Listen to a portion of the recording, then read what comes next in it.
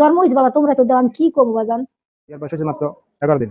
11 দিনের মাত্রায় আজকে নর্মাল ডেলিভারি হয়েছে। ওর বাচ্চা আমার পেটে পটুয়াখালী আছে গলাচিপা বা হইছে, এক দুর্ঘটনা হয়েছে। ওরই তো চাই। দুর্ঘটনা কি জানেন? সমাধানে যদি বসে তাহলে তো আর মামলা বিয়ার 11 দিনের মাথায় সমাধান না এক বসে মেয়ে তাহলে মামলা। বাচ্চা জন্ম দিয়েছে। আমি বেছে নিতে চাই। আসলে এই জায়গায় দোষটা মেয়েরও না, ছেলেরও না, দোষটা হয়েছে মেয়ের বাপের, মেয়ের মা।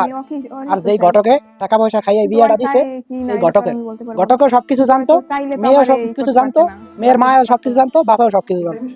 আসলে এটার কঠিন একটা শাস্তি হওয়ার দরকার। এই ঘটনাটার কঠিন একটা শাস্তি হইলে তাহলে বাপ মার শিক্ষা হবে। তারা জানি না এই ধরনের একটা কাজ করতে পারে কিভাবে। ছেলেটার তো কোনো দোষ ছিল না, ছেলেটাই তো প্রস্তাবের মাধ্যমে বিয়ে করছে। তবে ছেলে মানুষ কিছু বলার নাই, হারা এই যে এইসব ঘটনার কোনো বিচার নাই।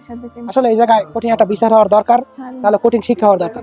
আর এটা হলো পুরো পটুয়াখালীর কলঙ্কিত, গলাচিপার কলঙ্কিত।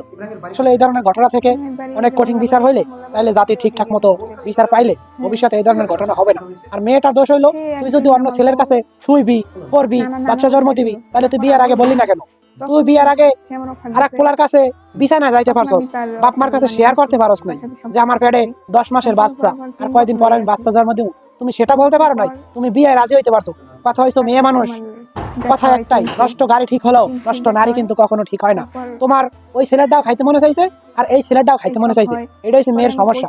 এটা মেয়ের সমস্যা, হয়তো মেয়ের বাপ মারও কিছু লালসতা আছে, যে এই জায়গা থেকে কিছু টাকা পয়সা খাইছে, টাকা পয়সা যে ঘটকগিরি করছে তাকে দিছে। আসলে এই ধরনের কঠিন বিচার হওয়ার দরকার, তাহলে জাতি ঠিকঠাক মতো বিচার পাইবে। তবে এটা আশা করি সুস্থ বিচার হবে। আর ছেলেটারে কলঙ্কিত যে খরচ হয়েছে বিয়ে শাদীতে, সবকিছু দেওয়ার পরও কিন্তু ছেলেটার মান সম্মানটা ঠিক থাকলে না। আমি তার বলছি তুমি তোমার বাপ মার কথা মেয়ে রাজি হইছো, পোলারে ছোঁয়া দিও নাই, ধরা দাও নাই, তুমি হেই পোলার লইগা বিছনা গেছো, বাচ্চা জন্ম দিতাছো, সব করছো, বিয়ের পরও তোমরা কথা বলছো, যেদিন উড়াই আনে সেদিন কথা বন্ধ করছো। তবে এই ধরনের কোনো কিছু থেকে শিক্ষা দেওয়া দরকার। কঠিন শিক্ষা হইলে ভবিষ্যতে এই ধরনের সমস্যায় জড়াইতো না কেউ।